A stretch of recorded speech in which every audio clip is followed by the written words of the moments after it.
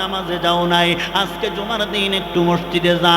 মায়ের এই অনুরোধ ফালায় দিতে পারে না, স্ত্রীর এই কথা ফালায় না দিতে পেরে সবাই পাগল পারা হইয়া মসজিদে যায়। এই ধরনের মুসল্লি আছে না নাই? জোরে বলেন। আরে নবীর উম্মতের দল শুধু শুক্রবারের দিন যায়, 2 রাকাত নামাজ পড়ে বের হয়ে যাইতেছে। মুয়াজ্জিন আর ইমাম সাহেব ডাক দিয়ে কয়, দাদা ভাই, সারা সপ্তাহে তোরে মসজিদে পাইলাম না, আজকে শুক্রবারের দিন মসজিদে আসছো, কি ব্যাপার 2 রাকাত পড়েই বের হয়ে যাইতেছো কেন? আগের 4 রাকাত পড়ছিস নাকি? কয়েক না। পরের 4 রাকাত পড়বি? কয় না। কেন পড়বি না? কয় সুন্নাত লাগে না, ফরজ মানলেই হয়ে যায়। একদল মুসলমান আছে সুন্নাত লাগে না, ফরজ মানলেই হয়ে যায়। আছে না নাই? জোরে বলেন। আরে কুড়িগ্রামের মানুষ আপনাদের থেকে নিরপেক্ষ জবাব চাই, সুন্নাত লাগবে কি লাগবে না? আরো জোরে বলেন, লাগবে কি লাগবে না? ইমাম সাহেব ঘুমাইয়া আছে, যুবক ডাক দিয়া কয়, হুজুর এখন ঘুমায় রইছেন, আপনার কাছে আসলাম, একটু দোয়া করবেন। কি দোয়া? কয় আল্লাহ যেন একটা নেককার সন্তান দেয়। হুজুর সরল সরল মানুষ, অন্য কিছু জিজ্ঞেস করে নাই। ডাক দিয়া কয়, যুবক 1 বছর ওয়েট কর, ছেলে পেয়ে যাবি অথবা মেয়ে পাবি, সন্তান পাবি, কোনো সমস্যা নাই। 1 বছরের জায়গায় 1.5 বছর হয়ে গেল। যুবক তাকায় দেখে, কি ব্যাপার, সন্তান তো পাইলাম না, কি সাতার দোয়া করলো হুজুর? ইমাম সাহেবকে ধমক দিয়ে কয়, হুজুর সারা সপ্তাহ যদি আপনার সাথে দেখা হয়, সারা সপ্তাহে আপনারে চা খাওয়াই, লাল চা না, আপনার সাদা চা মানে দুধ চা খাওয়াই, শক্ত টোস্ট খাওয়াই না, আপনারে সুন্দর কেক খাওয়াই, নরম 10 টাকার কেক, ভালো। সবাই যারা দাঁড়িয়ে আছেন বসে পড়েন, অল্প সময়ের ভিতরে হুজুর চলে আসবেন। আসার আগ মুহূর্ত পর্যন্ত আমি একটু আপনাদেরকে নিয়ে মুজাকারা করবো ইনশাআল্লাহ। আলহামদুলিল্লাহ الحمد لله الذي جعل الشمس والقمر بحسبان والنجم والشجر يسجدان وفضل زمانا على زمان كما فضل مكانا على مكان. نشهد أن لا إله إلا الله وحده لا شريك له ونشهد أن سيدنا وسندنا وحبيبنا وحبيب ربنا وطبيب قلوبنا وأولانا ومولانا محمدا عبده ورسوله الذي أرسله الله تعالى بالحق بشيرا ونذيرا وداعيا إلى الله بإذنه وسراجا منيرا. أما بعد فأعوذ بالله من الشيطان الرجيم. بسم الله الرحمن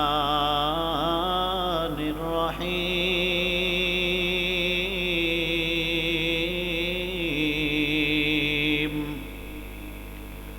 عن المجرمين ما سلككم في سقر قالوا لم نك من المصلين ولم نك نطعم المسكين وكنا نخوض مع الخائضين وكنا نكذب بيوم الدين. فقال النبي صلى الله عليه وآله وسلم إذا أُضِعَ الميت في قبره جاء القرآن عند رأسه والصلاة عن يمينه وصيام عن شماله وسائل الحسنات عند رجليه أو كما قال النبي عليه الصلاة والسلام. নামাজের ভিতরে যে দরুদ পড়ি মহব্বতের সহিত একবার পড়ে নিব, আল্লাহর রহমত 10 গুণ বেড়ে যাবে ইনশাআল্লাহ।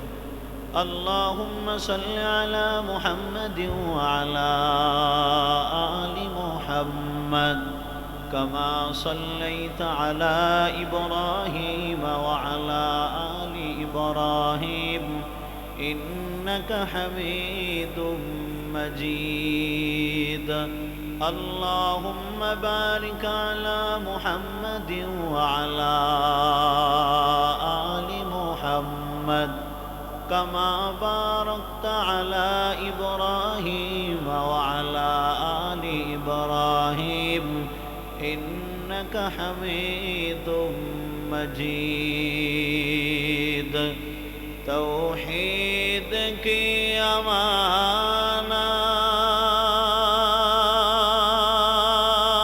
امانات سینوں میں ہے ہمارا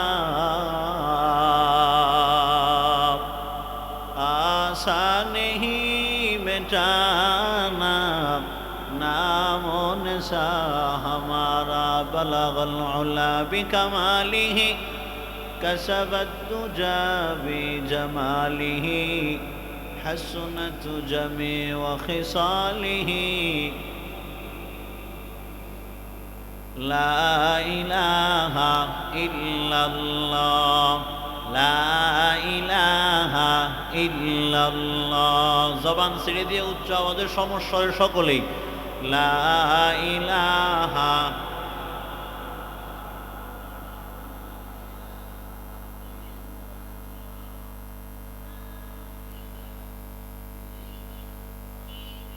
লা ইলাহা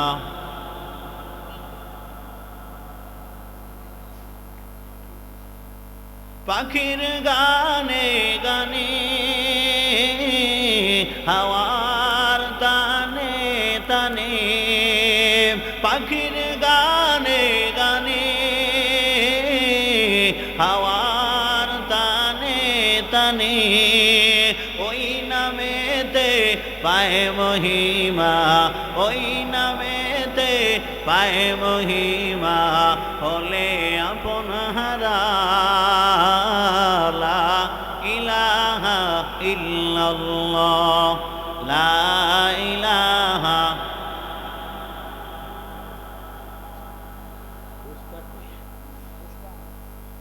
লা ইলাহা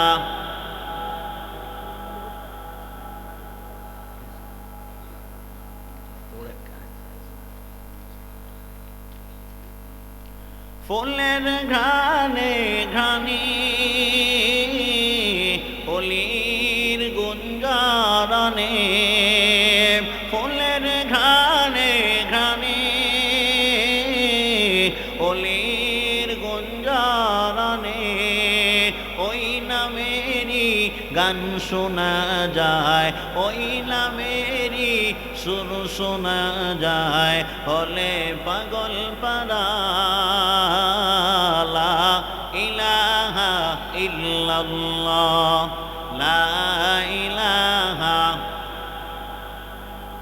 লা ইলাহা ইল্লাল্লাহ মুহাম্মাদুর রাসূলুল্লাহ سبحانك لا علم لنا إلا ما علمتنا إنك أنت العليم الحكيم رب اشرح لي صدري ويسر لي أمري واحلل عقدة من لساني يفقه قولي نگاہ مومن سے تو بدل جاتی ہے تقدیر निगाह मुमिन से तो बदल जाती है तकदीर ये बंदा की क़ुव्वत नहीं कुदरत का इशारा ये बंदा की क़ुव्वत नहीं कुदरत का इशारा अल्हम्दुलिल्लाह धावरार गुटी मंगल मंडल पड़ा गोरस्थान मोड़ नुरानी व हाफिजिया माद्रासार हाफेज छात्रদের পাগড়ি প্রদান উপলক্ষে বার্ষিক ওয়াজ মাহফিলের সুনামধন্য সভাপতি প্রধান অতিথি বিশেষ অতিথিবৃন্দ মুআজ্জাজ ও মুকাররম জাতির শ্রেষ্ঠ সন্তান ওয়ারাসাতুল আম্বিয়া হযরত উলামা একরাম দূর দূরান্ত থেকে আগত সমাগত সম্মানিত সুধী পর্দার অবস্থানরত শ্রদ্ধা সম্মানিত মা ও বোনেরা, সৃষ্টির মহান স্রষ্টা দয়াময় আল্লাহ রাব্বুল ইজ্জাত আল জালালের দরবারে অসংখ্য অগণিত শকর ও সুজুদ, যে মহান তাবারক ওয়া তাআলা রব্বুল আলামিন অত্যন্ত দয়া ও মায়া করে ভালোবাসে, দুনিয়ার সমস্ত ঝামেলাকে উপেক্ষা করে হাজারো মানুষের মধ্য থেকে ইলেকশন নয় সিলেকশন করে যাচাই বাছাই করে ভালোবেসে রহমতের সমাদিনের নিসবতে যথা সময়ে জান্নাতি পরিবেশে আল্লাহ রাব্বুল ইজ্জাত আল জালাল আমাদের সবাইকে কাঁধে কাঁধ মিলিয়ে 10 মায়ের 10 সন্তানকে জান্নাতি সামিয়ানার নিচে জুড়ে মিলে বসার জন্য শক্তি, সাহস, হিম্মত, তৌফিক, অবকাশ, সুযোগ দিয়েছেন। এজন্যে সেই মহান সত্তার দরবারে শুকর আদায়ার্থে অবনত চিত্তে গভীর আগ্রহে শ্রদ্ধাজনিত কণ্ঠে এক আওয়াজে উচ্চ স্বরের সমস্বরে সকলেই কালিমাত শুকর উচ্চারণ করি আলহামদুলিল্লাহ। লক্ষ কোটি দরুদ সালাম বিশ্ব মানবতার কাণ্ডারি, বিশ্ব মানবতার মুক্তির দিশারি সৈয়দুল মুরসালিন, খাতামুন নবীন, সৈয়দুস সাকালাইন, ইমামুল মুরসালিন, রসুল আকরম, নবীউল আরব ওয়াল আজম, হাবিব কিবরিয়া, আশরাফুল আম্বিয়া, সৈয়দুল আম্বিয়া, শাফিয়ে মাহশর, সাকিয়ে কাউসার, आकाए नामदार, मदीना का ताजदार, आफताब नबूवत, फ़ख्र मौजूदात, सैयदुल मखलूक़ात, हज़रत मुहम्मदुर रसूलुल्लाह सल्लल्लाहु अलैहि व आलिहि वसल्लमेर उपর সর্বোপরি শকর। দুনিয়ায় যত নিয়ামত আল্লাহ দিয়েছেন, পাঠিয়েছেন, সৃজন করেছেন, আমাদের জন্য নির্দিষ্ট করে দিয়েছেন, সব নিয়ামতই দামি। কথা বলেন, বোঝেন নাই মনে হয়, ভাষা বুঝতে সমস্যা। ফাঁকে এক কথা বলে নেই, মুরগি যখন ডিম পাড়ে, মুরগি ডিম পাড়ে না, মুরগি তো বাচ্চা দেয় না, ডিম দেয়, সেখান থেকে বাচ্চা হয়। তো মুরগি যখন ডিম পাড়ে ওই সময় যেই মোরগের মাধ্যমে মুরগি ডিম প্রাপ্ত হয়েছে, এই মোরগ পাশে দাঁড়ায় নিজের ভাষায় কটকট করে আওয়াজ দেয়। ও ওর ভাষায় বোঝাচ্ছে ডিম পাড়তে তোর খুব কষ্ট হচ্ছে, তবে পাড়ে আমি সাহস দিচ্ছি, ভয় নাই, আমি আসি, তুই পাড়তি তালে থাক। ঠিক তেমনইভাবে 1-1.5 ঘন্টা অসুস্থ শরীর আর ভাঙ্গা গলা নিয়ে যা চিল্লেন আমাকেই চিল্লাতে হবে। আপনারা মাঝে মধ্যে সুবহানাল্লাহ, আলহামদুলিল্লাহ, আল্লাহু আকবার ঠিক বেঠিক হানার আওয়াজ দিয়ে ওই মরগের মতো একটু কুটকুটে দেবি ভাড়া যাবে তো ইনশাআল্লাহ। আল্লাহ সবাইরে তৌফিক দান করেন। সবাই থাকবেন তো ইনশাআল্লাহ। ভাগবেন কারা কারা, হাত তোলেন তো। হুজুর ওয়াজ করতেছে, কেউ জাহান্নামে যাবেন, মুরব্বী কয় আল্লাহু আকবার। কেউ চাষা জাহান্নামে যাওয়ার জন্য শীতের মধ্যে বয়ান শোনেন, কয় না তো। হাত তুললেন কেন? কয় আমরা তো জানি টুপিওয়ালার গোষ্ঠী যে কথা কয় ভালো কথাই কয়, পাগল হইলিও তালে ঠিকের নাম পাবলিক। ভাইরা আমার, যে কথা বলতেছিলাম, সব নিয়ামতই কি দামি, তার ভিতরে অতি দামি 2টি নিয়ামত আছে। একটা হলো উত্তম আর একটা অতি উত্তম, একটা ভালো আর একটা অনেক ভালো,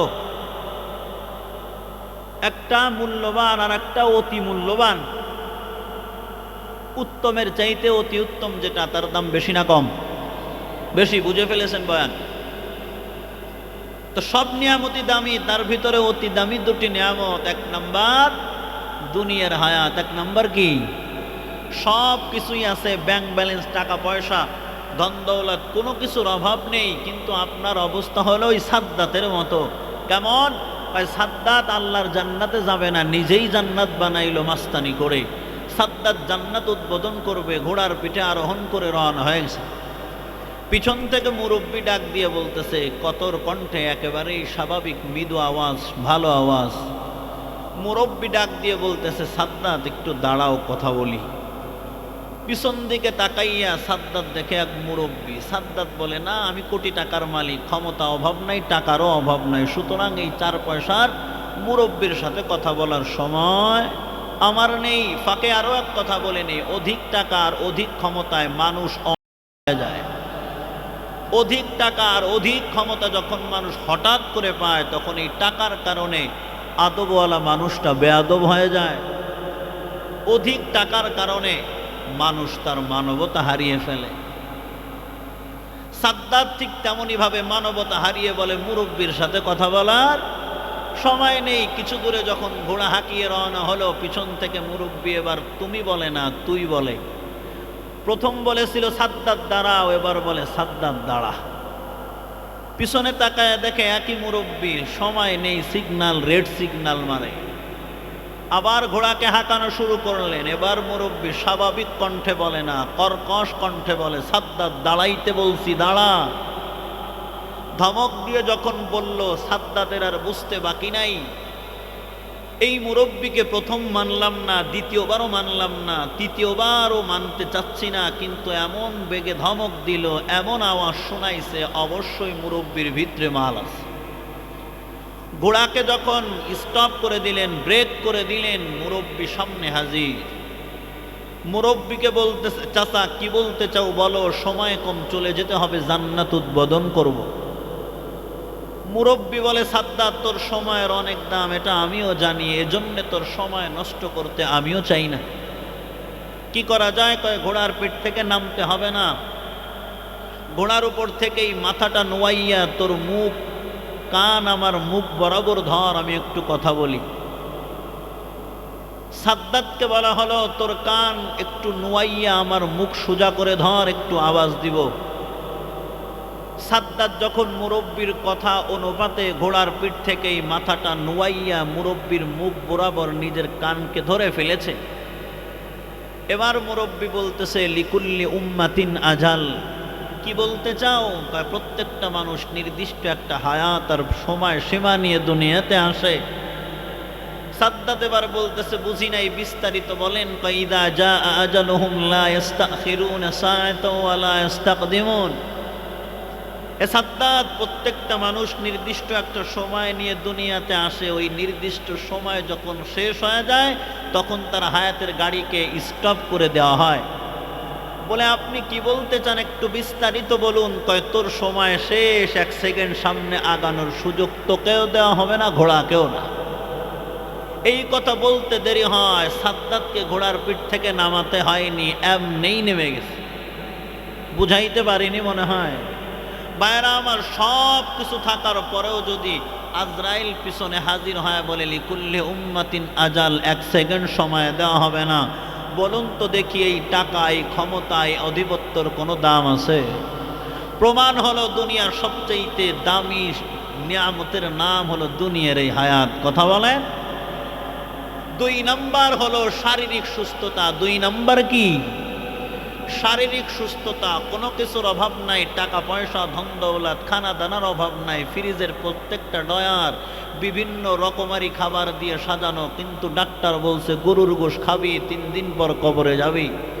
মিষ্টি খাবি তো 2-1 দিনের ভিতরেই বালিশ ছাড়া ঘুমায় যাবি।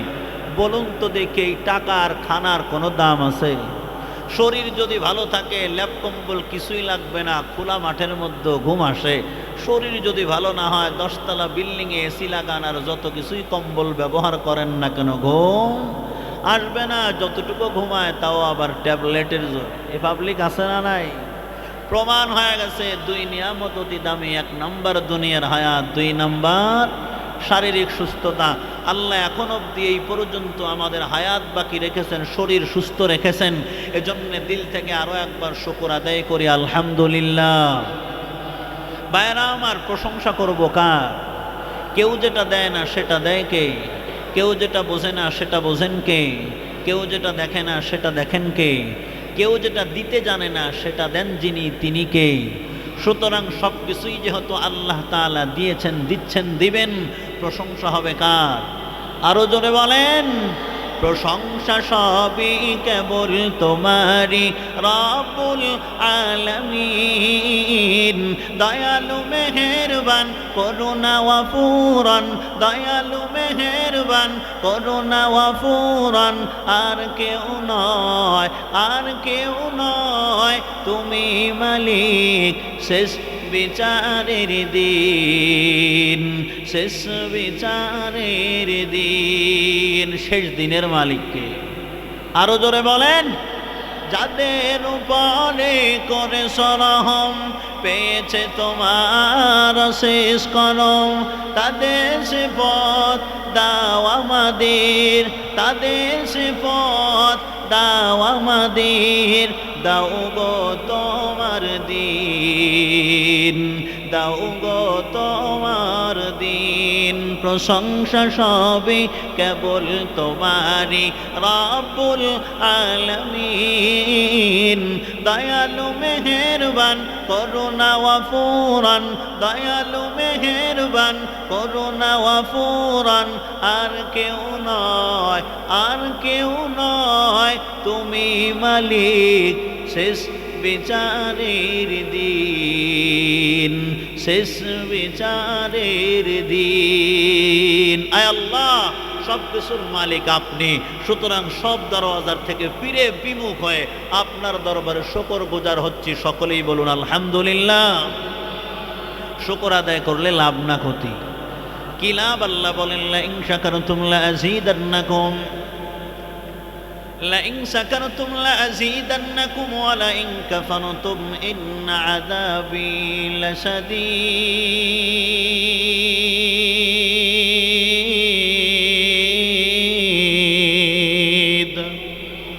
আল্লাহ বলেন বান্দা, গোলাম, আমি আল্লাহর দেওয়া আসমানের বৃষ্টি ভোগ করতেছ, আমি আল্লাহর দেওয়া জমিনের ফসল খাইতেছ, আমি আল্লাহর দেওয়া চন্দ্রের আলো সূর্যের আলো ভোগ করতেছ, আমি আল্লাহর দেওয়া গাছের ফল, আমি আল্লাহর দেওয়া সমুদ্রের মাছ, এই সব নিয়ামতগুলি হলো আমি আল্লাহর। কথা বলেন ঠিক কি ঠিক না? গোলাম, এই নিয়ামতের বিনিময় আমি আল্লাহ তোর থেকে কোনো পরিবর্তিত কোনো উপঢৌকন চাই না, আমি আল্লাহ কোনো বিনিময় চাই না, আমি আল্লাহ তোর থেকে এর মূল্য টাকা পয়সা ধন দৌলত কিছুই চাই না। কিন্তু বান্দারে, এই নিয়ামত পাওয়ার পরে যখন জবান খুলে শুকর আদায় করবে, আলহামদুলিল্লাহ বলবা, আমি আল্লাহ তোর নিয়ামত দিন দিন বাড়ায় দিলাম। আরো আস্তে কোন সুবহানাল্লাহ। একবার সুবহানাল্লাহর আওয়াজ যদি কোনো ইমানদারের জবান দিয়ে বের হয়, আল্লাহ বলেন ও ফেরেশতা, ওই বান্দার আমলনামা 100 নেক লিখে দাও, আমার বান্দার আমলনামার থেকে 100 গুনাহ কর্তন করে দাও। সুবহানাল্লাহর কেমন পাওয়ার! সুলাইমান নবীর নাম শুনেছেন নি আপনারা? কে সেই নবী সুলাইমান? সারা দুনিয়াটা শাসন করেছেন 3 জন, 2 জন মুসলমান, 1 জন বিধর্মী। এই 2 মুসলমানের ভিতরে একজনের নাম হলো বাদশাহ সুলাইমান বা সুলাইমা। দাদে মুলক সরওয়ারি বা সুলাইমা, দাদে মুলক সরওয়ারি, শুধুমতি খাতে মসদে ও পড়ি। সুলাইমান পুরা দুনিয়াটা শাসন করেছে। আল্লাহকে বলেন, আল্লাহ তোর দুনিয়া শাসনের মালিক বানায় দিলি, ঠিক আছে, তবে এক প্রান্ত থেকে অপর প্রান্ত কিভাবে যাব ব্যবস্থা করে দে। আল্লাহ বলেন, হ্যাঁ সুলাইমান, যেহেতু পাজারো প্যারাডু রেফোর প্যারাডু কোনো ধরনের যানবাহন নাই, কামান বিমান রকেট কিচ্ছু নাই, আমি আল্লাহ মুজিজা স্বরূপ তোকে একটা তখ্ত দিলাম, বিসমিল্লাহ বলিয়া এই তখ্তের উপরে আরোহণ করবি, বাতাস আমি মাওলার হুকুমে এই তখ্তটা বিমান বানায় দিবে। আরো জোরে বলেন। সুলাইমান নবী রওনা হয়ে গেলেন।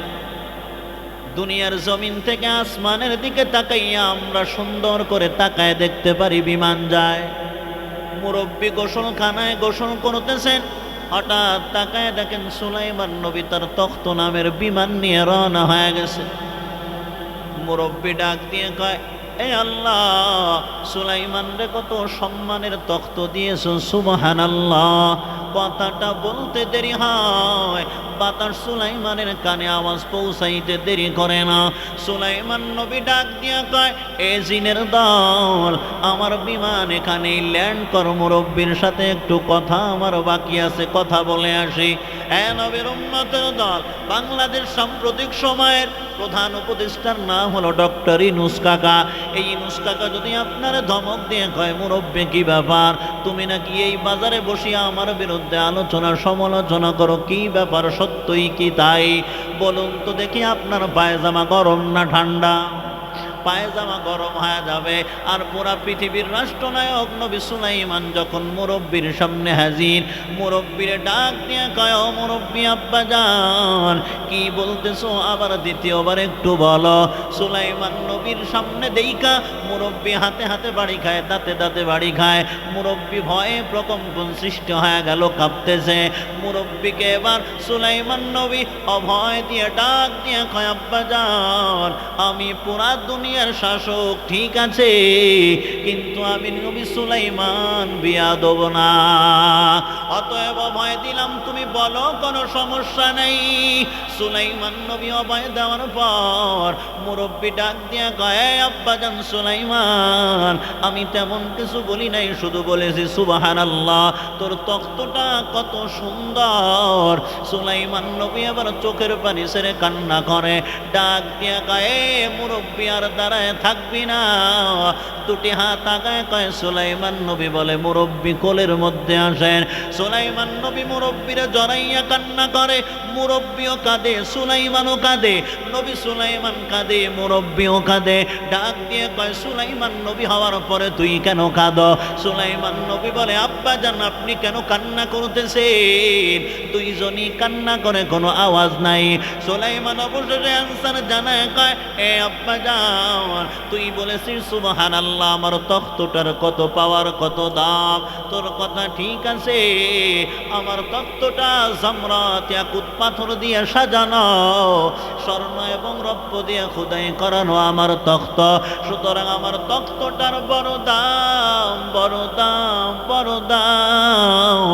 কিন্তু চাচা, আপনি জেনে নেন, কিয়ামতের ময়দান যখন কায়েম হয়ে যাবে, মিজানের এক পাল্লায় আপনার জবানের সুবহানাল্লাহ, অপর পাল্লায় আমি নবী সুলাইমানের দামি তখ্তটাকে যদি রাখা হয়, আমি নবী সুলাইমান জানায় দিলাম, এই তখ্তের চাইতে সুবহানাল্লাহর পাল্লাই ভারী হয়ে যাবে। আতিনা ফি দারে দুনিয়া না হাসান, আতিনা ফি দারে উকবা না হাসান, ইয়া গিয়াসাল মুস্তাগীসিন ইহদিনা লাফতিখারা বিল উলুমি ওয়াল গিনা। চিল্লানোর নিরসন কি বুঝলেন? সুবহানাল্লাহ, আলহামদুলিল্লাহ, আল্লাহু আকবার, ঠিক বেঠিক, হানার আওয়াজ জোরে না আসতে? আরো জোরে বলেন। আল্লাহ সবাইকে তার গুণকীর্তনের নাম জোরে সরে দেওয়ার তৌফিক দান করেন, জোরে বলেন আমিন। ভাইরা আমার, একেবারেই সংক্ষেপ আলোচনা। হুজুর চলে আসছেন, খানা দানা করে চলে আসবেন, যথাসময় আলোচনায় বসবেন, মূল আলোচনা তার, ঠিক না? এবার আসুন, মূল কথা হলো, এখানে যে আমরা বসেছি, কেউ বয়ান করতেছে, কেউ শুনতেছে, কেউ অ্যারেস্ট করতেছে।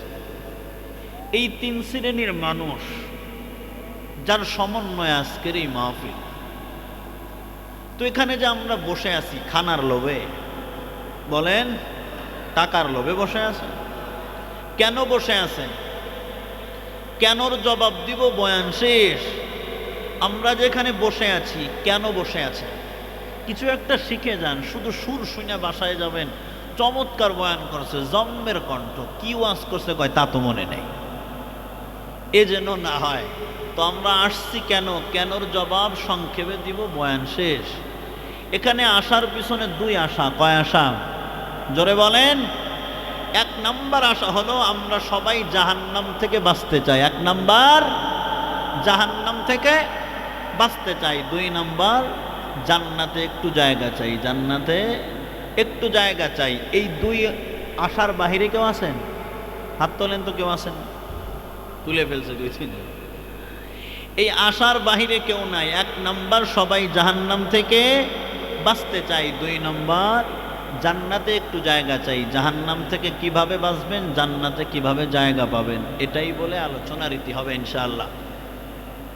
তো জান্নাতে যারা যাইতে চায় কিভাবে যাবেন? আল্লাহ বলেন, ইন্নাল্লাযীনা আমানু ওয়া আমিলুস সালিহাত লাহুম জান্নাতুন তাজরি মিন তাহতিহাল আনহার যালিকাল ফাউজুল কাবীর।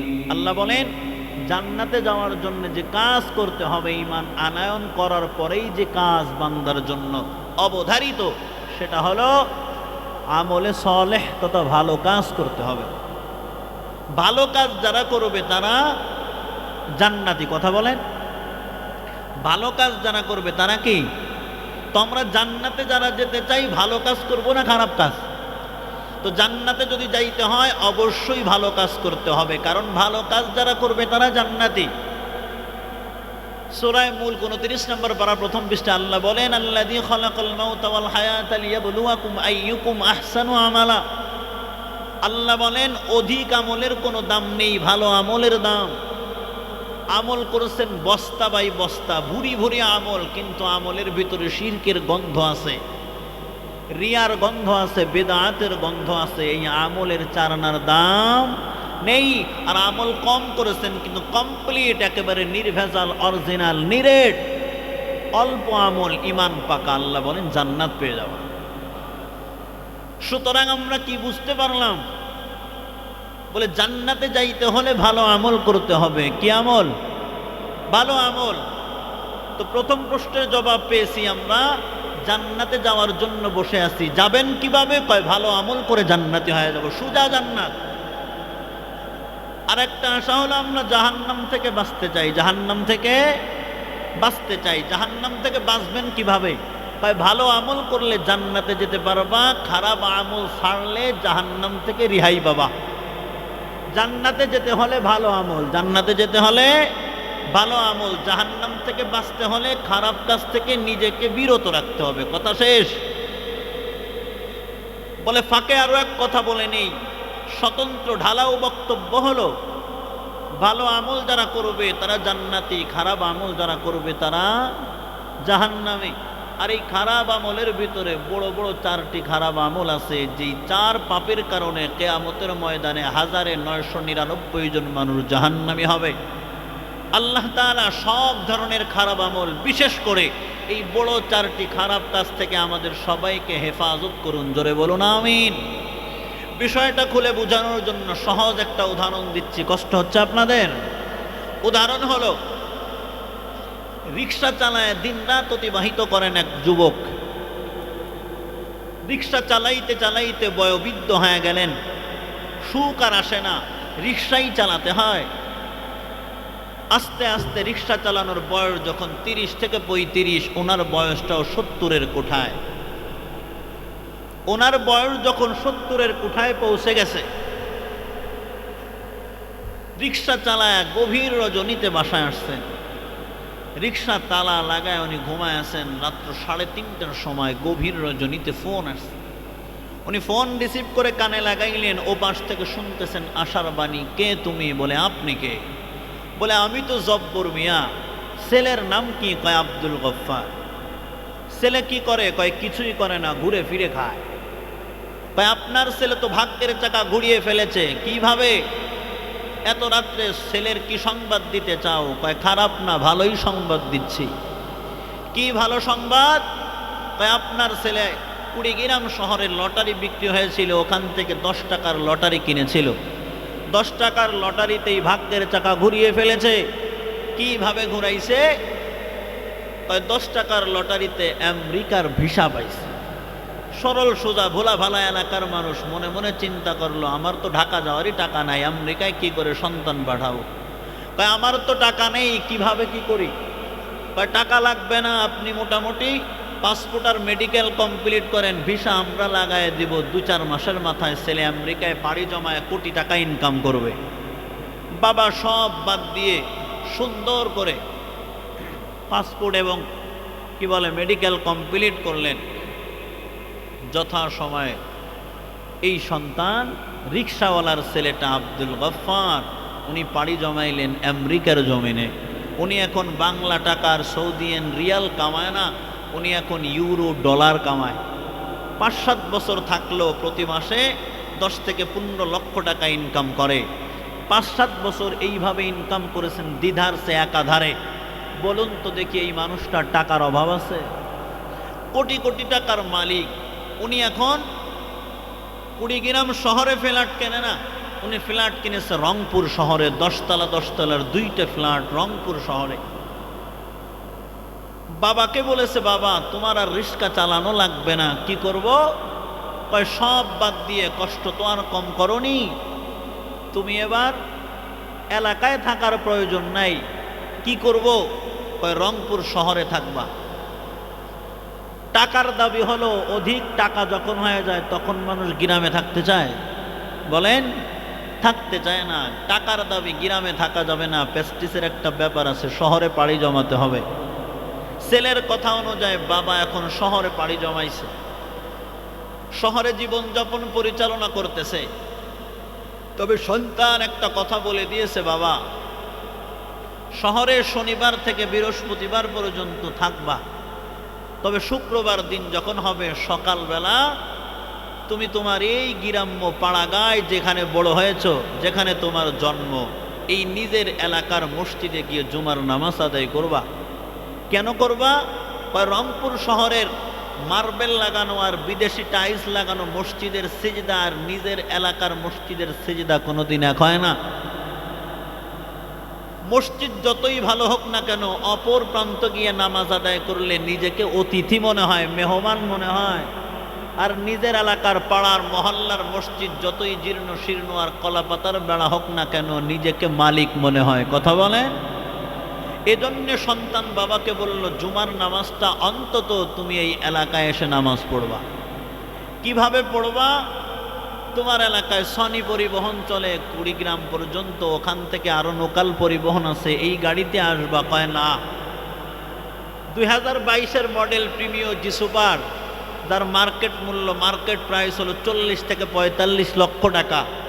এই গাড়ি তোমাকে আমি কিনে দিলাম, এই গাড়ির পিছনে ঘুমায় থাকবা, ড্রাইভার রেখে দিলাম, 15 থেকে 20 মিনিটের ভিতরে এলাকায় চলে যাবা আরামসে। যেই কথা সেই কাজ। উনি শনিবার থেকে নিয়ে শুরু করে বৃহস্পতিবার পর্যন্ত ওভাবেই থাকে। শুক্রবার সকালবেলা গাড়ি নিয়ে রওনা হয়। এই গাড়ি চালায় যখন এলাকার মসজিদের কি বলে জুমার মসজিদে হাজির হয়ে যায়, উনি ছোট সময় যাদের সাথে চলাফেরা করেছেন, বন্ধু বান্ধব একসাথে রিক্সা চালাইতেন, তারা তো এখন গাড়িতে চড়ে না, তারা এখন জীর্ণ শীর্ণ পরিবারেই চলতেছে, তারা এখনো গরিব দুর্বল।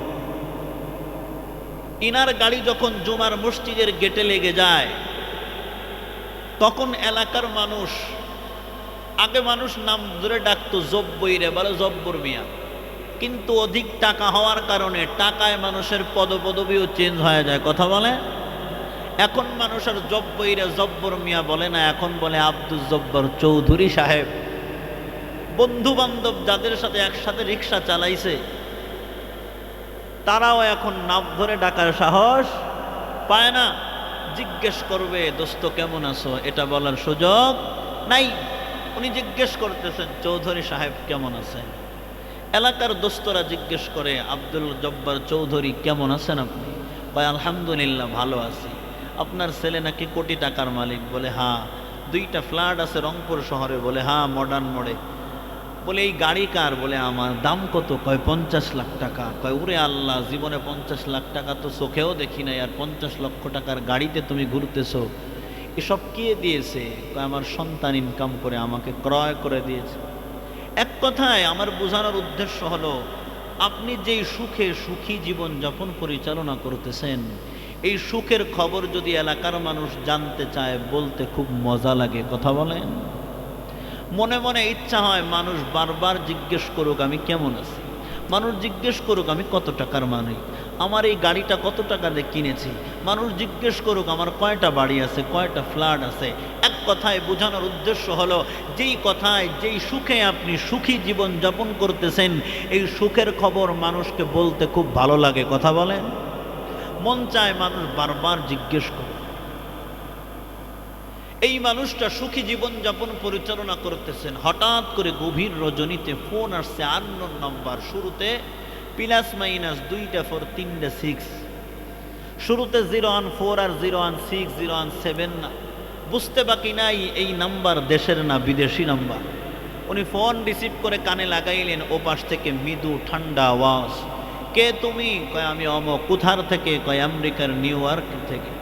কি জন্য এত গভীর রজনীতে ফোন করেছো? কয় নাম কি আপনার? কয় আব্দুল গফফার চৌধুরী। ছেলের নাম আব্দুল গফফার চৌধুরী। আপনার নাম? বলে আব্দুল জব্বার চৌধুরী। ছেলে কি করে? কয় আমেরিকায় থাকে। ইনকাম করে কত? কয় কোটি টাকা। কিভাবে ইনকাম করে? কয় গাড়ি চালায়, সেখান থেকে ইনকাম করে। বলে মুরব্বী একটু শক্ত হন, গরম এক খবর আছে। কি গরম খবর? কয় আপনার সন্তান যেই গাড়ি চালায় কোটি টাকার মালিক হয়ে একটু আগে 10 মিনিট আগেই গাড়ি অ্যাক্সিডেন্ট করে, ছেলেও শেষ, গাড়িও শেষ। বলুন তো দেখি এই বাবার কি আর ঘুম আছে? শুধু পাগলের মতো দৌড়াইতেছে আর বলতেছে আমার সব শেষ। কি শেষ তা বলেন। 3-4 দিন পরে যখন নিউ ইয়র্ক থেকে লাশ বাংলাদেশে আসলো, আপনার পাড়া মহল্লায় হাজির। এবার এই লাশটার কাফন দাফন কমপ্লিট করে ইমাম, মসজিদের ইমাম, মাদ্রাসার হুজুরকে দিয়ে, ছাত্রদেরকে দিয়ে খতম পড়াইলেন, দোয়া করাইলেন, কবর জিয়ারত কমপ্লিট করলেন। দোয়া করানোর পরে হাদিয়া তোহফা দিলেন, খানা খাওয়ায় বিদায় করলেন। মনে মনে চিন্তা করলেন শুক্রবার দিন জুমার নামাজ পড়ে আমি শহরে যাব, ফ্ল্যাট 2টার কি অবস্থা এটা একটু দেখে আসি। যেই কথা সেই কাজ। জুমার নামাজ শেষ, আপনি জুমার মসজিদ থেকে বের হবেন, এক পায়ে জুতা পরছেন, অপর পায়ে পরিধান করবেন। এই সময় একটা নাম্বার থেকে ফোন আসছে। এটা অপরিচিত না, পরিচিত নাম্বার। ওনার বাসার কেয়ারটেকার, অর্থাৎ এই বাসাটা যিনি দেখেন তিনি ফোন করেছেন। ফোন রিসিভ করে শুনতেছেন ওপাশ থেকে কান্নার আওয়াজ। কিরে কি হয়েছে বল। ওপাশ থেকে কেয়ারটেকার বলতেছে স্যার সব শেষ। কি শেষ তা বলে না। কি হয়েছে বল। কয় আপনার 2 ফ্ল্যাট আগুন লেগে পুড়ে কয়লা হয়ে গেছে, ফায়ার সার্ভিস নিয়ন্ত্রণ করতে পারেনি। বলুন তো দেখি এই মানুষটার কি আর কোনো কিছু বাকি আছে? সব বাদ দিয়ে উনি এখন পাগল পাড়া। ড্রাইভারকে বললেন খানা দানা আর করার সুযোগ নাই, গাড়ি বের কর, দ্রুত টানবি, 50 লক্ষ টাকার গাড়ি। 15 মিনিটে আমি এইখান থেকে রংপুর শহরে গিয়ে দেখতে চাই আমার ফ্ল্যাট কি হয়েছে। বাইপাস রোড থেকে যখন মেন রোডে উঠতে গেছে তড়িঘড়ি করে, পিছন থেকে ট্রাক এসে গাড়িকে চাপা দেয়। গাড়িকে যখন ট্রাক চাপা দিয়ে ফেললো, ড্রাইভার শেষ, গাড়িও শেষ, মুরব্বী কোনো মতে বেঁচে আছে। বলুন তো দেখি এই মানুষটা বেঁচে আছে নাকি জিন্দা লাশ? পিছনের কথা মনে হয় আপনাদের মনে নাই। টাকার মেশিন ছেলেও শেষ, ফ্ল্যাটও শেষ, 50 লক্ষ টাকার গাড়িও শেষ। এখন উনি একেবারেই নিঃস্ব। মনে মনে চিন্তা করলেন কি করা যায়। ছোট 2টা মেয়ে আছে, এদের মুখেও তো 2 মুঠো ডাউল ভাত তুলে দিতে হবে, এদেরকেও বিবাহ শাদী দিতে হবে। ইনকামের কোনো মাধ্যম নাই। ব্যাংক ব্যালেন্স যা ছিল ছেলের নামে কোথায় রাখছে জানি না। আমার পকেটে কোনো টাকা নাই। কোনোভাবেই তো উপার্জনের এক মাধ্যম আমাকে খুঁজতে হবে। কিভাবে খুঁজবো? ওই যে ভাঙ্গা রিক্সা ফালায় রাখছিলা তোমার ভাঙ্গা ঘরের পাশে, ওই রিক্সা তেমন কিছুই হয় নাই, 3টা টিউব আর টায়ার লাগায়া মোটামুটি মেরামত করে চালাইতে পারবা। মুরব্বী মনে মনে সিদ্ধান্ত নিলেন এই রিক্সায় আবার শুরু করতে হবে। ভাইয়েরা আমার, আলোচনা বুঝে থাকলে আমাকে একটু জবাব দিয়ে সাহায্য সহযোগিতা করবেন। রিক্সার থেকে কলার ধরে প্রিমিয় জিসুবার আর 10 তলা বিল্ডিংয়ের মালিক যিনি বানায় দিতে পারেন তিনি কে? এজন্য সাবধান হয়ে যান টাকার ক্ষমতার মোহে পড়িয়া। চিন্তা করেন না এটা চিরস্থায়ী, এটা চিরস্থায়ী না, ক্ষণস্থায়ী।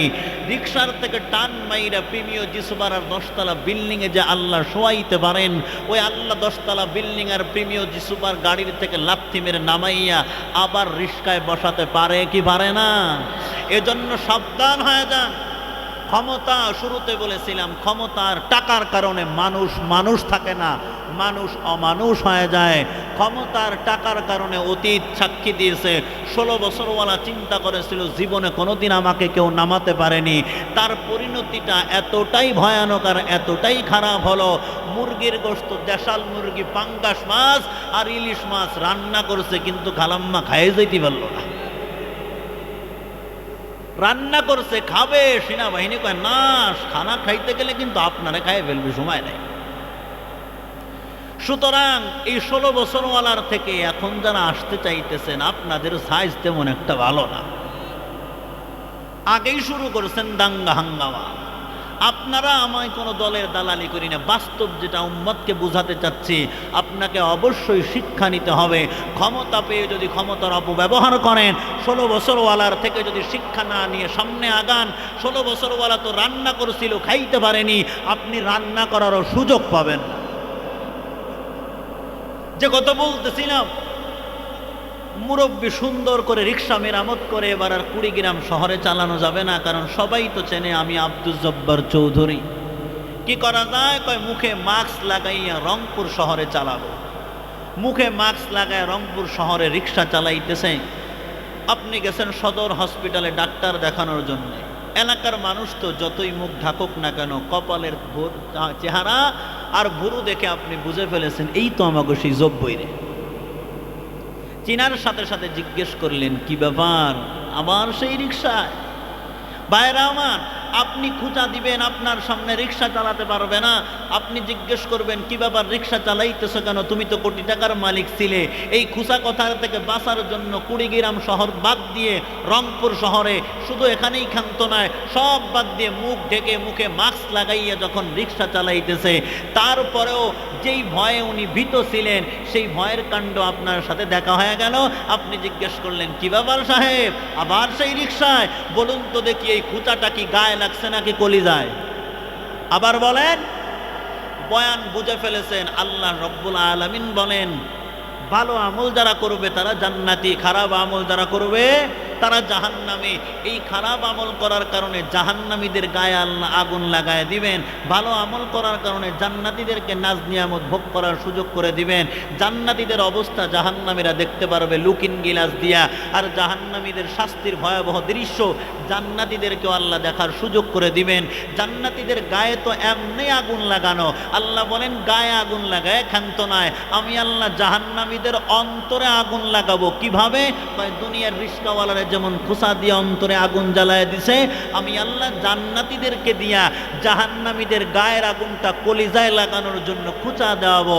কি ব্যাপার সাহেব, দুনিয়ায় টাকা পয়সা ধন দৌলত কোনো কিছুই কম ছিল না, টাকার ক্ষমতার কারণে মানুষকে মানুষ মনে করনি।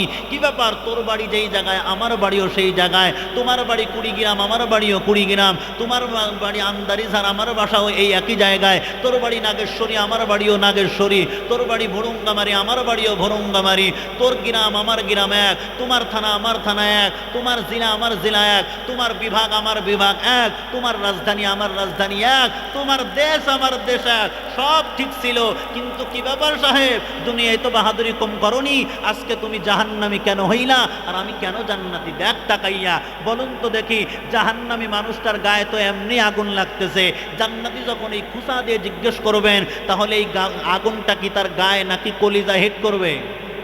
আল্লাহ সে কথাই বলেন ইন্নাল্লাযীনা আমানু ওয়া আমিলুস সালিহাত, ইন্নাল্লাযীনা আমানু ওয়া আমিলুস সালিহাতি লাহুম জান্নাতুন তাজরি মিন তাহতিহাল আনহার যালিকাল ফাওজুল কাবীর ইন্না বাতশা রাব্বিকা লাশাদীদ ইন্নাহু হুয়া ইউবদিউ ওয়া ইউঈদ। তামাম দুনিয়ার মানুষদেরকে মহান আল্লাহ তাআলা ডেকে বলতেছেন, হে গোলাম, এ আমার বন্ধুর দল, এ ইমানদারের দল, আল্লাহ মানুষকে নাম ধরে ডাকে না, ইমাম রে ডাকে ইমাম, মুয়াজ্জিন রে ডাকতেছে মুয়াজ্জিন, খতিব রে ডাকতেছে খতিব সাহেব, চেয়ারম্যানকে ডাকে চেয়ারম্যান, সভাপতি রে ডাকতেছেন সভাপতি সাহেব। এখন গ্রামের মানুষ সভাপতির নাম তো সভাপতি না, ভিন্ন নাম আছে, জোরে কোন ঠিক কি ঠিক না? ভিন্ন নাম থাকা সত্ত্বেও সভাপতিরে কেন সভাপতি বলে ডাকতেছ? নাম ধরে ডাকার চাইতে উপাধি ধরে ডাকলে বড় আনন্দ পায়, বড় খুশি হয়। আল্লাহ রব্বুল আলামিন বলেন, ইমানদার, এ রহিমা হালিমা খাদিজা ভালো করে শুনে লও, আমি আল্লাহ কারো নাম ধরে ডাকি নাই, বরং আমি আল্লাহ ডাকছি ইয়া আইয়ুহাল্লাযীনা আমানু, হে আমার বন্ধুর দলে, ইমানদারের দল। আল্লাহ মানুষকে বন্ধু বলে কেন সম্বোধন করলেন? আল্লাহ কয় তাকায় দেখ, দুনিয়ায় নামে নামে যদি মিল হয় বন্ধু হয়নি। তোমার নাম কি আব্দুল গফফার, আমার নামও আব্দুল গফফার, তুই কি করো? কয় মাইক চালাই, মাইকের ব্যবসা করি, আমিও তো মাইক চালাই, মাইকের ব্যবসা করি। তোর নাম আর আমার নাম যেহেতু এক, তোর কাজ আর আমার কাজ যেহেতু এক, তুই আমার দোস্ত মিতা বন্ধু, আমি তোর দোস্ত মিতা বন্ধু। আল্লাহ রব্বুল আলামিন বলেন, ইমানদার, আমি আল্লাহর একটা গুণবাচক নাম হলো মুমিন, তোমাদের একটা গুণবাচক নাম হলো মুমিন। নাম যখন এক হয়ে গেছে, তোমরা আমার বন্ধু, আমি আল্লাহ তোমাদের বন্ধু। আল্লাহকে বন্ধু বানাইতে রাজি আছেন কারা কারা? হাত তোলেন, নারে তাকবীর। নারায়ে তাকবীর, নারায়ে তাকবীর। আয় আল্লাহ সবাইকে আপনার বন্ধু বানায় নেন, জোরে বলেন আমিন। আল্লাহ কয় বন্ধুর দল কিয়ামত যখন কায়েম হয়ে যাবে, ভালো আমল যারা করবে তারা জান্নাতি, খারাপ আমল যারা করবে তারা জাহান্নামী হয়ে যাবে। খারাপ আমল করার কারণে জাহান্নামীদের গায়ে আল্লাহ আগুন লাগায় দিবেন, জান্নাতীদেরকে নাজ নিয়ামত ভোগ করার সুযোগ করে দিবেন। আল্লাহ বলেন জাহান্নামীদের গায়ে তো আগুন লাগাইছি, আমি আল্লাহ গায়ে আগুন লাগায় ক্ষান্ত নয়, বরং আমি আল্লাহ ওদের অন্তরে আগুন লাগানোর জন্য জান্নাতীদেরকে দিয়ে কুসা দেব। কি কুসা? আল্লাহ বলেন আনিল মুজরিমিনা মা সালাকাকুম ফি সাকার। আল্লাহ বলেন জান্নাতীরা জিজ্ঞেস করবে, আরে ভাই দুনিয়ায় টাকা পয়সা ধন দৌলত কোনো কিছুর অভাব ছিল না, তোর যেই গ্রাম আমারও সেই গ্রাম, তোমার মহল্লা আমারও মহল্লা, তোমার ফসলি জমিন আমার ফসলি জমিন, তোর যেই দেশ আমারও সেই দেশ, তোর যেই এলাকা আমারও সেই এলাকা, কিন্তু কি ব্যাপার আজকে আমি জান্নাতি তুমি কেন জাহান্নামী হয়ে গেলা? আরে নবীর উম্মতের দল, শুরুতেই বলেছিলাম চারটি বড় বড় পাপের কারণে মানুষগুলি কিয়ামতের ময়দানে জাহান্নামী হয়ে যাবে। জাহান্নামীরা বলবে ভাই জানতে চেয়েছিস কোন কারণে আমরা জাহান্নামী হইলাম?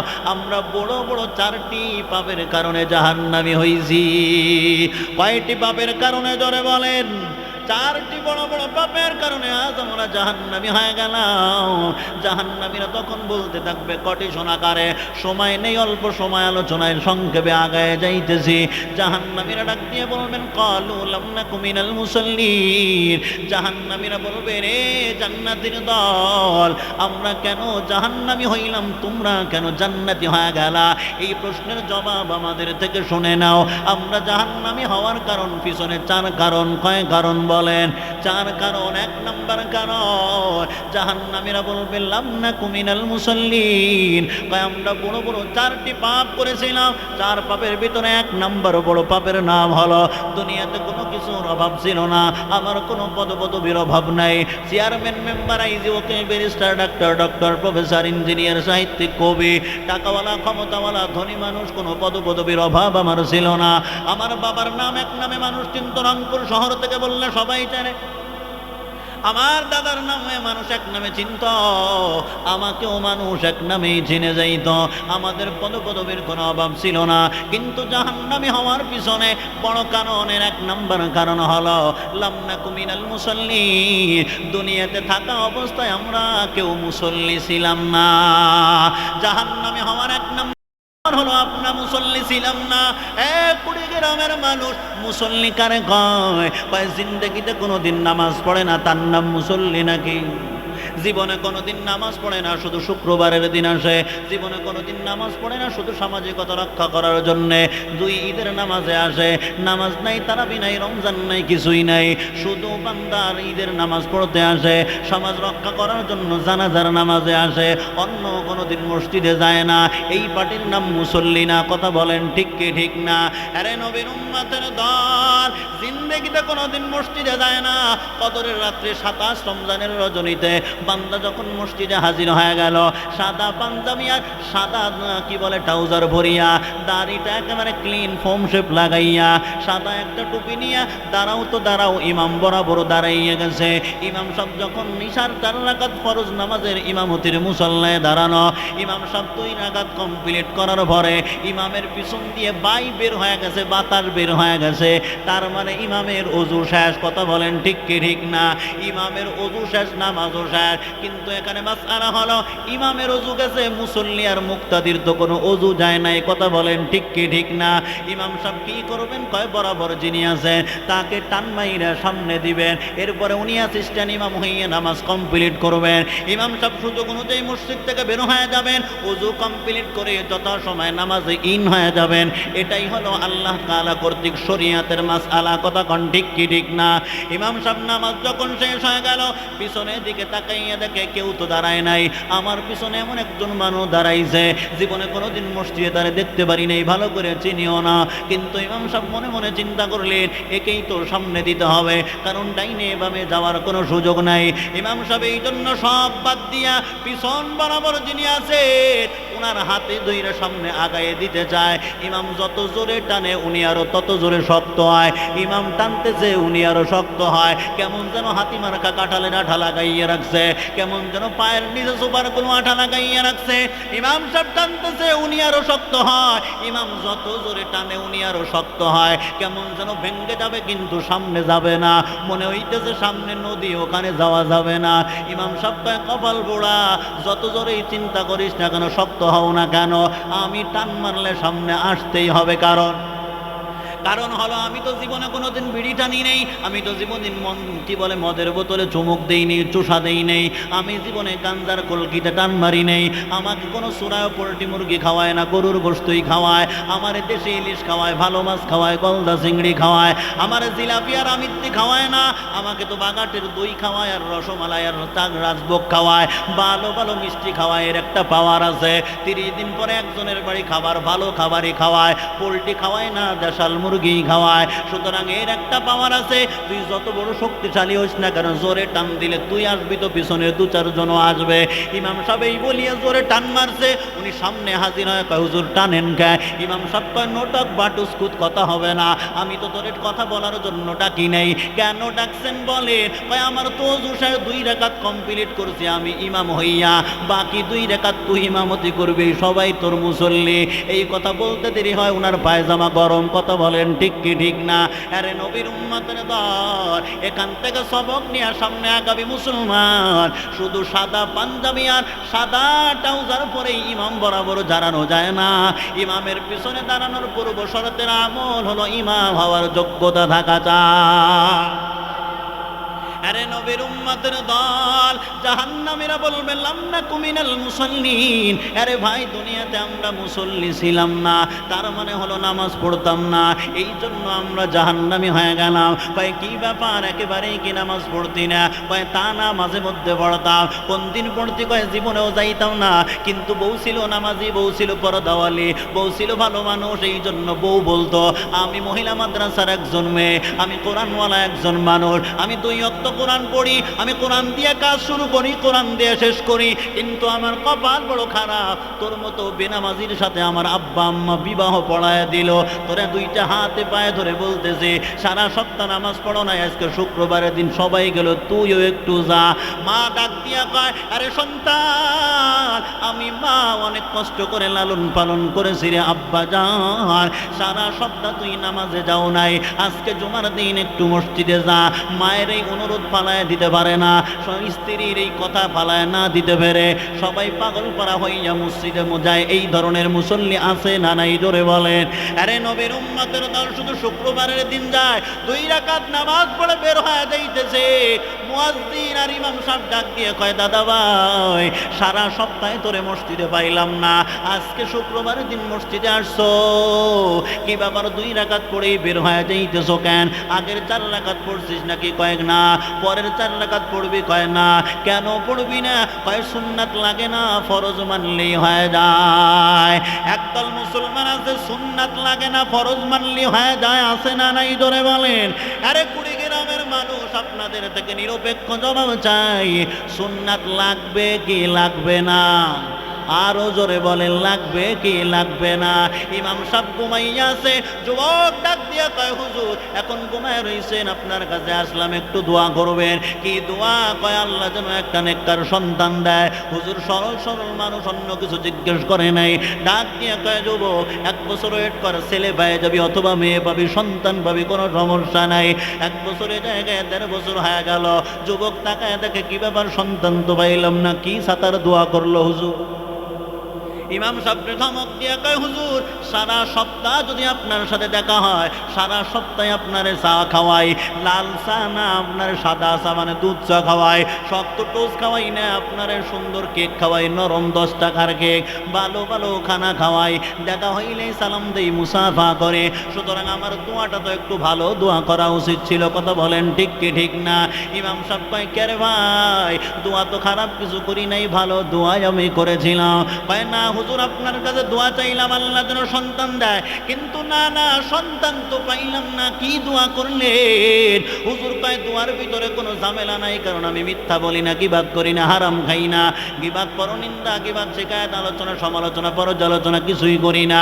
সুতরাং আমার জবান পবিত্র, অতএব আমার জবানের দোয়া তো আল্লাহ ফেরায় দেওয়ার কথা না। ফেরায় কেন দিল? দোয়ায় কেন অ্যাকশন হয় না? কয়, সমস্যা আমার ভিতরে না রে যুবক, তোর মধ্যেই আছে।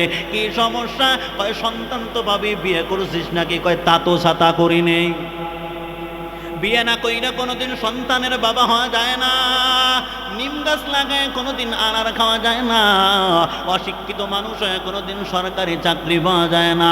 এইটা যেমন বোঝেন কুড়িগ্রামের মানুষ, এইটা কেন বোঝেন না?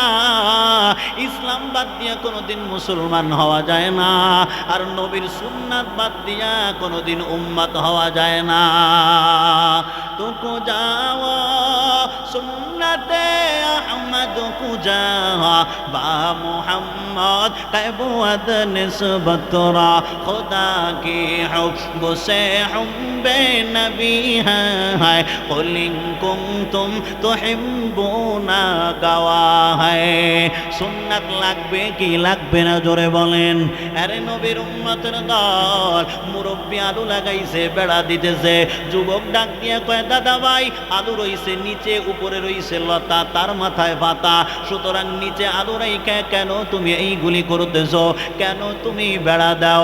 যুবক রে মুরব্বী ডাক দিয়ে কয়, দাদা ভাই এইটা তুই বুঝো না, কেন বেড়া দিই এইটা তুই বুঝো না।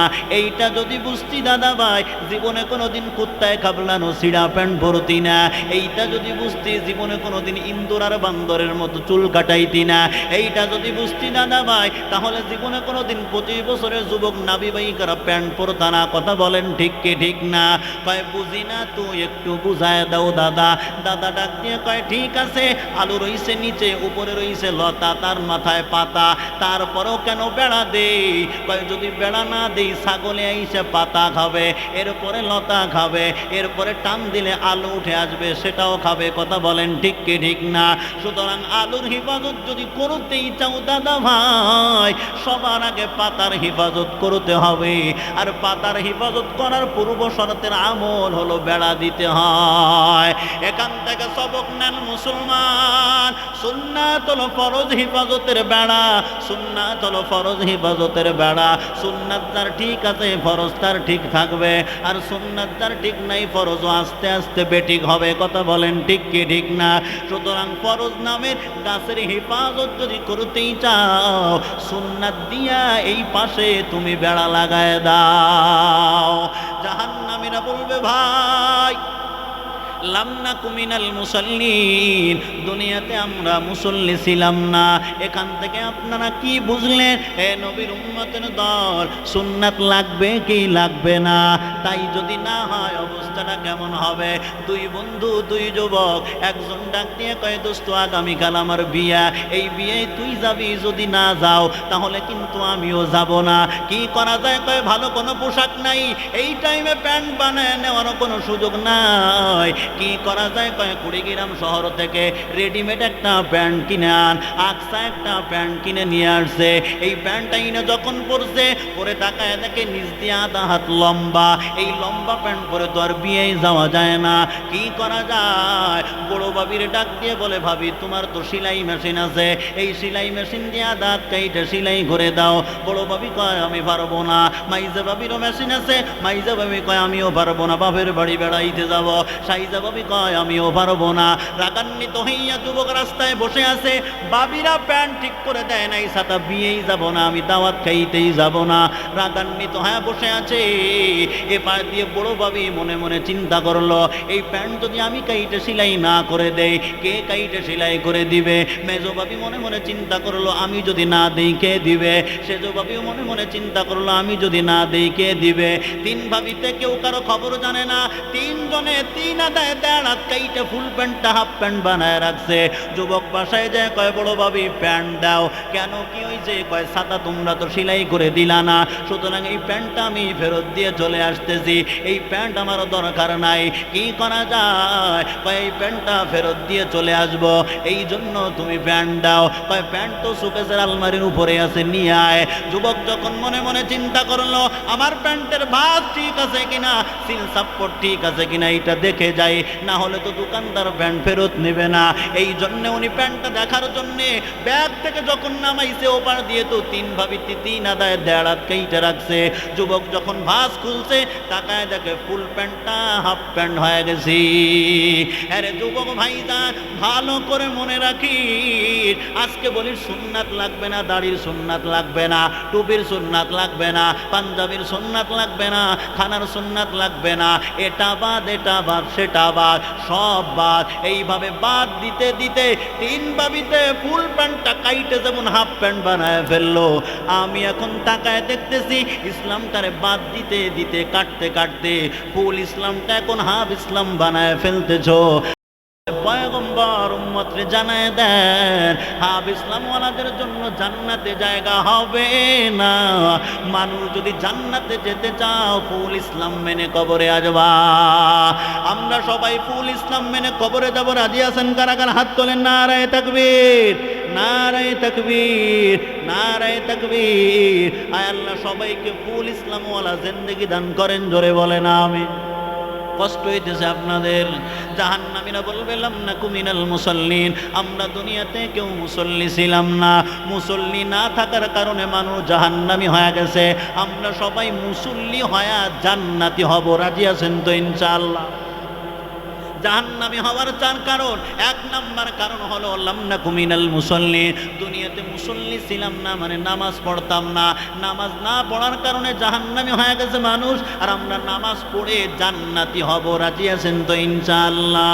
আমরা সবাই মুসল্লি হব। সবক একটাই, লম্বা কথা বলার সময় নাই, যা ইচ্ছা ছিল তাও করতে পারলাম না, সময় কম, কামাই বেশি, চলে যাইতে হবে তাড়াতাড়ি। হুজুর চলে আসবে, এদিক দিয়ে সাবানো ছাড়া গিলা লাগলে জন্য ভালো করে বিস্তারিত বলতে পারতেছি না। একটা সবক নেন, ওই জাহান্নামীরা বলবে চার কারণে জাহান্নামী হইলাম। এক নম্বর কারণ হলো দুনিয়াতে আমরা মুসল্লি ছিলাম না, ওই জাহান্নামীরা মুসল্লি না হওয়ার কারণে জাহান্নামী হয়ে গেল, আর আমরা নামাজ পড়ে মুসল্লি হয়ে জান্নাতি হয়ে যাব। মুসল্লি শুধু হইলেই হবে না, মুসল্লি তিন প্রকার। কয় প্রকার? জোরে বলেন। এক নাম্বার হলো আটকা মুসল্লি। আটকা কারা? কয় জীবন থাক আর যাক, আটকা হলো ইমাম আর মুয়াজ্জিন। এলাকার মানুষ থাক আর যাক, কোনো সমস্যা নাই, এলাকায় মানুষ থাকুক আর মরুক, কোনো সমস্যা নাই, কিন্তু টাইম মতো মুয়াজ্জিনের আজান দিতে হবে, নইলে চাকরি নাই। কথা বলেন ঠিক কি ঠিক না? দুই নম্বরে হলো এই আটকা মুসল্লির ভিতরে দুই নম্বর হলো ইমাম। এলাকার মানুষ মসজিদে আসুক চাই না আসুক, কোনো সমস্যা নাই, কিন্তু ইমাম সাহেব আজান দিয়ে নামাজ পড়তে হবে, জামাত করতে হবে, না হলে ইমামের চাকরিও থাকবে না। কথা বলেন ঠিক কি ঠিক না? এরা হলো আটকা মুসল্লি। দুই নম্বরে হলো টাটকা। টাটকা মুসল্লি কারা? হয় জীবন থাকার যাক, এক ওয়াক্ত নামাজ কাজা হওয়া তো দূরের কথা, জিন্দেগিতে কোনো দিন জামাত ছুটবে না, এরা হলো টাটকা মুসল্লি। তিন নম্বরে হলো ফটকা। ফটকা কারা? কয় জীবনেও মসজিদে আসে না, শুক্রবারে আসে, জীবনেও নামাজ পড়ে না, সবে বরাত আর কদরের রাত্রে আসে, জিন্দেগিতেও রোজা থাকে না, কিন্তু ঈদের নামাজে সবার আগে যায় নামাজের মুসল্লি। আল্লাহ কয় এরা হলো ফটকা মুসল্লি। আল্লাহ বলেন পয়গম্বর উম্মতকে জানায় দেন, টাটকা মুসল্লিদের জন্য কোনো জান্নাতে জায়গা হবে না, ফটকা মুসল্লিদের জন্য জান্নাতে কোনো জায়গা হবে না। আমি আল্লাহ টাটকা মুসল্লিদের জন্য জান্নাত সাজায় রাখলাম। আমরা সবাই টাটকা মুসল্লি হতে চাই, রাজি আছেন তো ইনশাআল্লাহ? আরে নবীর উম্মতের দল, টাটকা মুসল্লি হওয়ার জন্য তেলাওয়াতটাও টাটকা হতে হবে। কথা বলেন ঠিক কি ঠিক না? তেলাওয়াত যার যত ভালো, নামাজ তার তত ভালো। এই তেলাওয়াত কোথায় শেখায়? কয় মাদ্রাসায় শেখায়। মাদ্রাসার কেন এত দাম? কয় কোরআনের আওয়াজ, কোরআনের সম্মান রে বাবা। আরে নবীর উম্মতের দল, দুনিয়ার দাম নাই, কোরআন আসলো দামি হয়ে গেছে। মানুষের দাম নাই, কোরআন গ্রহণ করলো দামি হয়ে গেল। এই মাহফিলটার কেন এত দাম, এত দাম, এত দাম? কয় কোরআনের আওয়াজ, কোরআনের সম্মান রে বাবা। আরে নবীর উম্মতের দল, দিলটা নরম করে কুড়িগ্রামের মানুষ। আল্লাহর কোরআনের কত সম্মান, ভাষা নাই বুঝানোর জন্য রে মুসলমান। ঘটনাটা সব জায়গায় বলি, আজও সংক্ষেপে বলে আলোচনার রীতি টেনে দিতেছি। গত বছর নভেম্বরের 3 তারিখ কি বলে বাগেরহাট রায়ন্দা খুন্তাকাটা গেছিলাম বয়ানে। 3 দিনের সমাপনী বক্তব্য আমার। সমাপনী বক্তব্য কমপ্লিট হলো। মাদ্রাসার মুহতামিম বললেন, হুজুর বসেন, বাচ্চাদের পাগড়ি ভরানো হবে। কয়জন? কয় 5 জন। 5 জন সিরিয়ালে নাম ঘোষণা করা হচ্ছে। একজনের মাথায় পাগড়ি দেই, উনি সামনে আগায় যায়। দ্বিতীয় জনরে পাগড়ি দিলাম, তিনিও সামনে যায়। তৃতীয় জনরে পাগড়ি দেই, এইভাবে চতুর্থ জন চলে গেল। 5ম জনের মাথায় পাগড়ি পরাবো। এই বাচ্চাটা সোজা দাঁড়ায় থাকবে, সোজা না দাঁড়াইয়া অন্যদিকে তাকাইয়া থাকে। মনে মনে চিন্তা করলাম, এই বাচ্চাটাকে ডান বাম কিছুই বোঝে না। মুহতামিমকে জিজ্ঞাইলাম, হুজুর এই বাচ্চাটা এই দিকে তাকায় আছে কেন? এই কথা বলতে দেরি হয়, হুজুর কান্না করতে দেরি করে না। জিজ্ঞাইলাম, কেন কান্না করতেছে? মুহতামিম সাহেব ডাক দিয়ে কয়, হুজুর এই বাচ্চাটা হাফেজ, তবে অন্ধ, চোখে দেখে না। এই বাচ্চাটারে আমি পাগড়ি পরাবো। মোটামুটি 1 প্যাচ দিলাম। এই প্যাচ নেওয়ার পরে বাচ্চা কান্না করতেছে, আরো কান্না করতেছে। জিগাইলাম, ভাই কেন কান্না করতেছিস বল।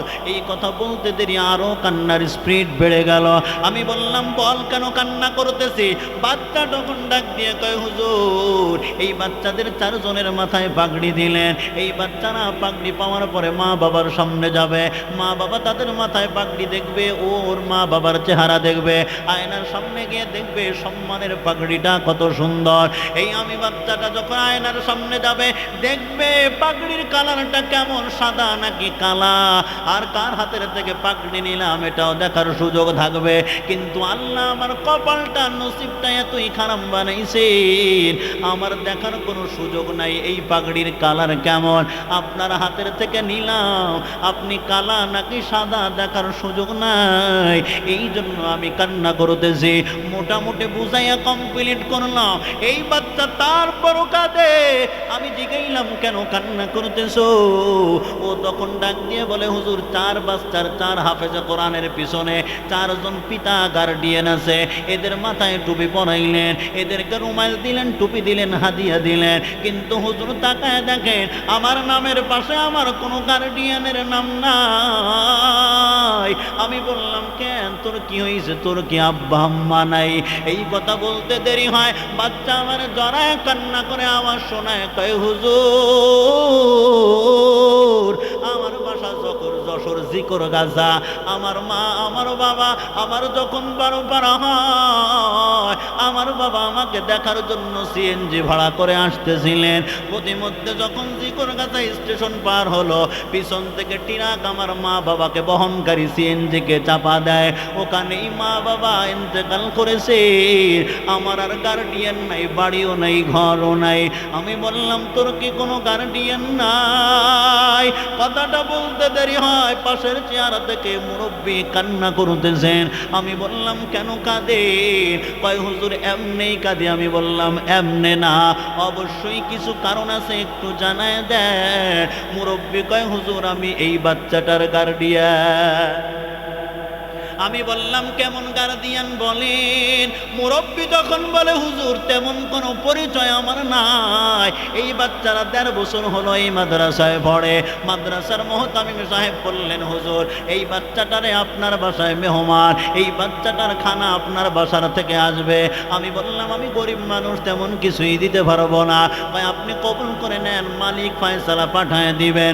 ওই দিন থেকে এই বাচ্চা আমার বাসায় যায়। বাচ্চাটা অন্ধ মানুষ, কেমন করে আসবে? পিছনে আবার রাস্তা আছে, না জানি ওর মায়ের দশাও ওর হয় কিনা।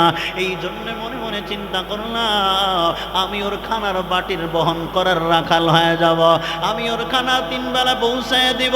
ও হুজুর, আমার তেমন কোনো পরিচয় নাই, আমি এই বাচ্চাটার 3 বেলা খানার বাটি টানি, খানা মাদ্রাসায় পৌঁছায় দেই, বাটি ধুয়ে আবার খানা পৌঁছায় দেই, এটাই আমার বড় পরিচয়। আমি বললাম, কি পেয়েছে? কয় হুজুর, তেমন কিছু পাই নেই, তবে যা পাইছি তা টাকায় মেলে না। আমি বললাম, কি হয়েছে বলেন?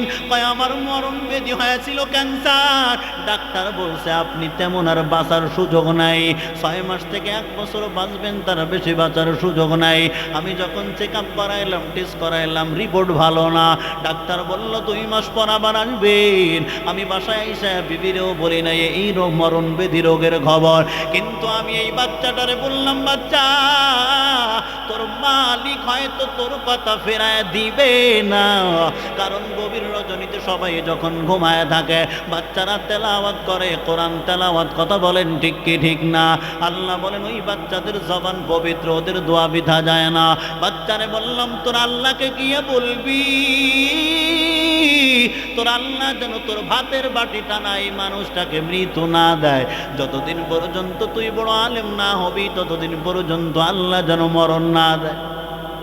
আমিও আল্লাহকে বললাম, আল্লাহ আমাকে মরণ দিবা, লিকুল্লি উম্মাতিন আজাল, প্রত্যেকটা মানুষ নির্দিষ্ট হায়াত নিয়ে আসে, কিন্তু আল্লাহ তুই আমার হায়াত একটু বাড়ায় দে, কারণ আমি যদি দুনিয়ার থেকে চলে যাই, এই বাচ্চার খানার বাটি কে টানবে?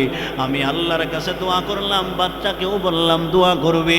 এই দোয়া বাচ্চাও করলো, আমিও করলাম। 2 মাস পরে যখন আবার যায় রিপোর্ট বের করলাম, ডাক্তার হাসে, আমিও হাসি। আমি বললাম, বুঝেছি, দুনিয়ার হায়াত শেষ, হয়তো আমার এখানে স্টপ হতে হবে। তুই মিথ্যা হাসি আমাকে হাসাইতে চাও? কয়, না না, আমি জীবনও এমন রিপোর্ট দেখি নাই, আল্লাহি বিল্লাহি তাল্লাহি।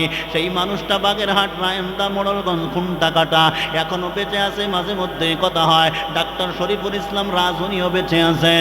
ডাক্তার কয়, না না, আপনার রিপোর্টটা এতই ভালো,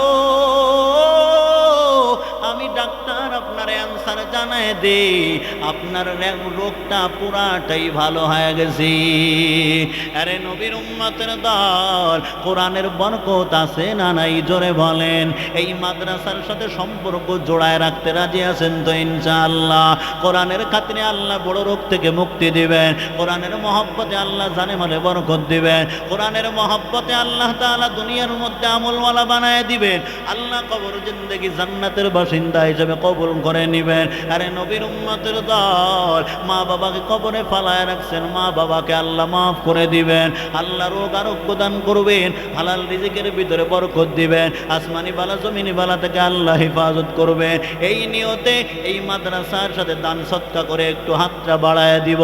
লম্বা কথা বলার সময় নাই, সোজানো কুচানো আলোচনা করার তেমন কোনো সময় নাই। আমি আপনাদেরকে 10 মিনিট ঘড়ি ধরে বিরক্ত করব। একজন মানুষ দাঁড়ায় বলেন, হুজুর এই মাদ্রাসার জন্য অনেক দিয়েছেন, মুহতামিম সাহেব, সভাপতি সাহেব, সবাই আমাকে বলেছেন হুজুর যথেষ্ট আপনারা দিয়েছেন। আমি লম্বা